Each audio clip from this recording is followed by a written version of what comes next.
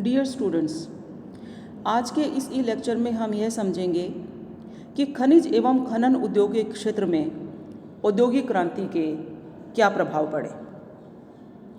मानव सभ्यता के आरंभ से ही धातु को पिघलाने का कार्य लकड़ी को जलाकर किया जाता था, लेकिन यह तरीका धीरे धीरे बहुत महंगा होने लगा। अधिक लकड़ी काटे जाने से वन नष्ट होने लगे और अब इंग्लैंड में लकड़ी बहुत मुश्किल से मिलती थी और जो मिलती थी वो बहुत अधिक महंगी होती थी। ऐसे में लकड़ी का सस्ता विकल्प खोजने के लिए पत्थर के कोयले की खोज हुई और यह ज़मीन के नीचे खदानों से निकाला जाता था। लेकिन अब समस्या यह थी कि खदानें भूमिगत पानी से भर जाती थी। ऐसे में कोयला निकालना मुश्किल हो जाता था। इस समस्या का समाधान निकालने के लिए 1704 ईस्वी में न्यूकोमेन ने, इंग्लैंड का एक वैज्ञानिक था एडवर्ड न्यूकोमेन, उसने पहला भाप इंजन बनाया। लेकिन उसकी कुछ समस्याएं थी। एक तो वह बहुत भारी था और दूसरा अपनी लागत के अनुपात में यह उतना अधिक कार्यकुशल नहीं था। और न्यूकोमेन के इस भाप इंजन की एक समस्या यह भी थी कि यह थोड़ा खतरनाक था, क्योंकि इसमें कभी कभी बॉयलर फटने से दुर्घटनाएं हो जाती थी। ऐसे में 1769 ईस्वी में जेम्स वॉट ने भाप के इंजन का एक ज़्यादा कार्यकुशल और बेहतरीन संस्करण बनाया। इसमें एक कंडेंसर लगाया गया जो खदान से निकाले गए पानी को ही पुनः भाप बनाने में इस्तेमाल कर लेता था। इससे यह हुआ कि इसकी कार्यकुशलता बढ़ी, इसकी लागत घटी और अब जरूरी नहीं रहा कि भाप इंजन किसी झरने या नदी के पास लगे, क्योंकि खदान से निकले हुए पानी से भाप तो कहीं भी बनाई जा सकती थी। इस आविष्कार को औद्योगिक क्रांति के चरण का सबसे क्रांतिकारी आविष्कार माना जा सकता है। इसने इंडस्ट्रियलाइजेशन की प्रक्रिया को तीव्रता प्रदान की।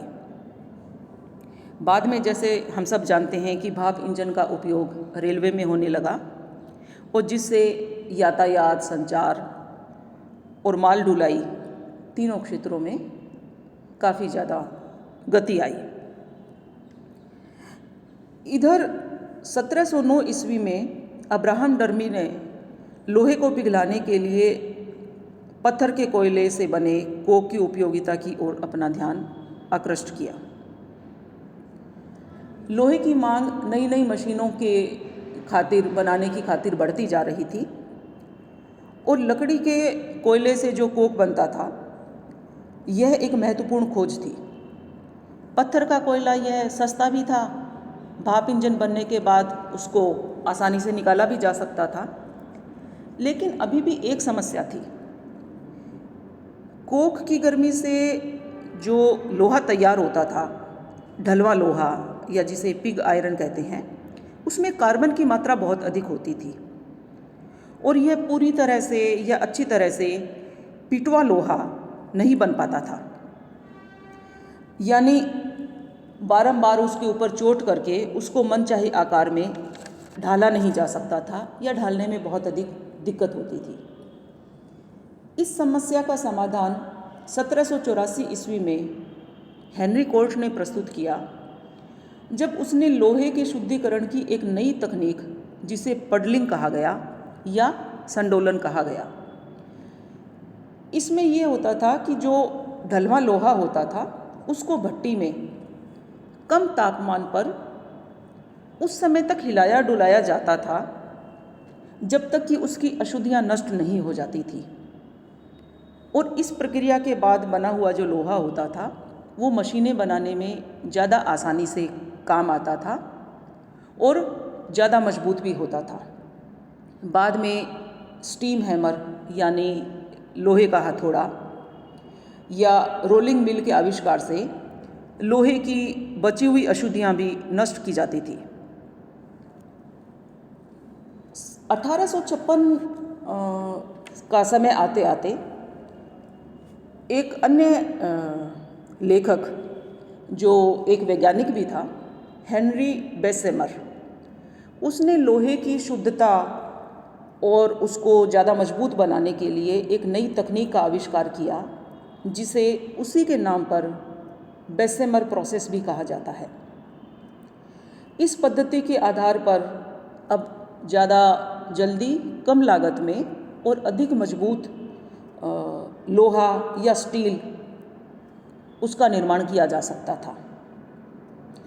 बेसेमर पद्धति के बाद से ही इस्पात का बड़े पैमाने पर उत्पादन किया जाने लगा और मानवीय सभ्यता इस्पात युग में, यानी लकड़ी के या कोयले के युग से अब वो इस्पात के युग में प्रवेश कर गई।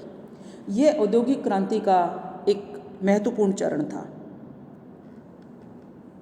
अगले ई लेक्चर में हम यह जानेंगे कि यातायात के साधनों के विकास पर एवं संचार के साधनों के विकास पर औद्योगिक क्रांति का क्या प्रभाव पड़ा। धन्यवाद।